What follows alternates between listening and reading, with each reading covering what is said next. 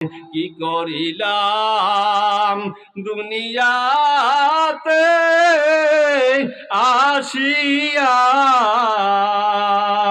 নামাজ রোজা সবই দিলাম ছাড়িয়া, নামাজ রোজা সবই গেলাম ভুলিয়া।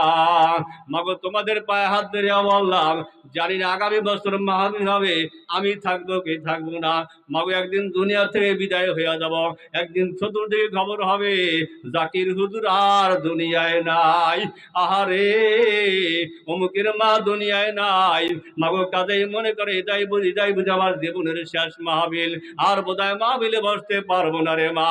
কোথায় যাব? ছেলে থাকবে, মেয়ে থাকবে, বাড়ি গাড়ি সারি সিঁড়ি সব করিয়া থাকবে। মাগো তুমি আমি কিন্তু থাকতে পারবো না। ওমা কোন কবরের যাত্রী হইতে আসম। মাগো দুনিয়ার মহব্বত ছাড়ো, মাওলার মহব্বত কলবের মধ্যে ঢুকাও।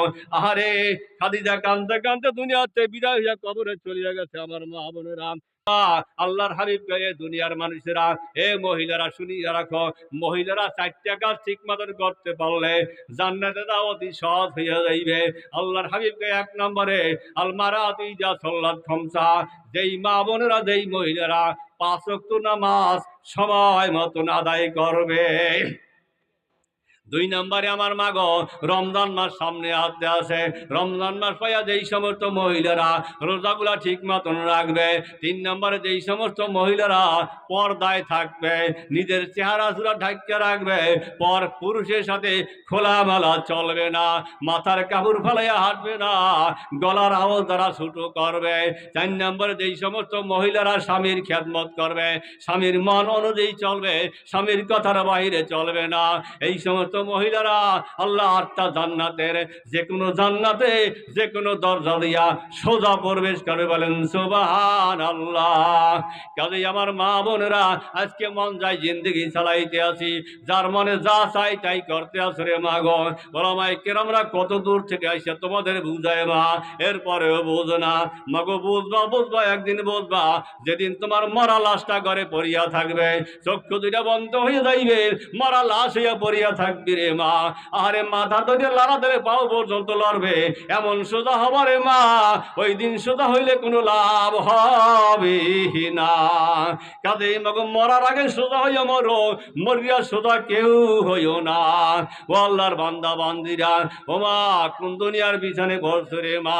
কাজেই আমার মাওলার হুকুম মান্য, আল্লাহ মাওলার হুকুম মান্য মনেরে বুঝাইয়া তওবা ইস্তেগফার করিয়া বেশি বেশি কান্নাকাটি করিয়া কবরের সামান জোগাইয়া কবরের কথা চিন্তা করিয়া মাগো কবরে যাওয়ার জন্য তৈয়ার থাকো। কোন দিন জানি তোমার লাশ হইয়া যাওয়া লাগে রে মা। তোমার সে আমার সে কত সুন্দরী সুন্দরী মহিলারাও দুনিয়াতে ছিল, আজকে তারা অনেকই নাই। তুমি আমি কিন্তু একদিন থাকতে পারবো না। কাজেই ভাবে দুনিয়াতে কি হবে, এই দুনিয়ার জিন্দগি শুরু আছে আর শেষ আছে, কিন্তু মা আখিরাতের জিন্দগির শুরু আছে আর শেষ হবে না। ও ঘরের মেয়ে লোকেরা, মাগো বারবার তোমাদের পায়ে হাত দিয়াও বলি রে মা, এখনো ফের গুনার কাজ ছাড়ো। ও মা খাস দিলে তওবা করো, নামাজ ছাড়তে না রে বা নামাজ ছাড়িস না, এবার মোবাইলের গান বাজনা শুনিস না। মাগো আজকে নসিহত শুনিস, খাস দিলে তওবা করিস মা। কি নিয়ে কবরে যাবি রে মা? মাগো আমরা তো কোরআন হাদিস অনুযায়ী দেখতে আছি, তোমরা জাহান্নামের চতুর্পাশে হাঁটতে আসো, লাফালাফি করতে আসো। মাওলা যখন হুকুম করবে টপ করিয়া জাহান্নামের মধ্যে পড়িয়ে যাবি রে মা। এই জন্য বারবার তোমাদের কিছু খাই না মাওলা, এরপর তোমাদের বারবার পায়ে ধরি রে মা। ওমা কিসের জন্য পাও ধরি? একটু এই জন্যই পাও ধরি রে মা, ওই জাহান্নামের আগুন কিছু সহ্য করার মতন না, কেউ জাহান্নামে জ্বলতে পারবি না রে মা। কাজেই মাগো তোমরা এখনো বেরো গুনার কাজ করো, কাজ দিলে তওবা করো, সকাল সন্ধ্যা 2 বেলা মাওলা পাকের জিকির করো, আল্লাহর ওলিদের বই পুস্তক পড়ো রে মা। আহারে দুনিয়ার মহাবা অন্তর থেকে মুছিয়া ফেলাইও। দুনিয়াটা কিন্তু থাকার জায়গা না, কয়েকদিনের জন্য মাগো দুনিয়াতে আসছিন।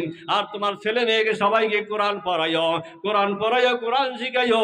মাগো কোরআন পড়াইতে পারলে, কোরআন শিখাইতে পারলে মাগো এই উসিলা মাওলা তোমারে আমারে মাফ করতে পারে। মাগো তোমাদের কাছে দরখাস্ত করে গেলাম, এই কারিমিয়া একাডেমি কওমি মাদ্রাসা আল্লাহর কুতুব আল্লাহর ওলি চরমনার মরহুম পীর সাহেব রহমাতুল্লাহ আলাইহি প্রতিষ্ঠিত মাদ্রাসা মা। আজকে আমরা গুনার কারণে, আজকে আমাদের অবহেলার কারণে অনেক নিচে আছি আমরা। মাগো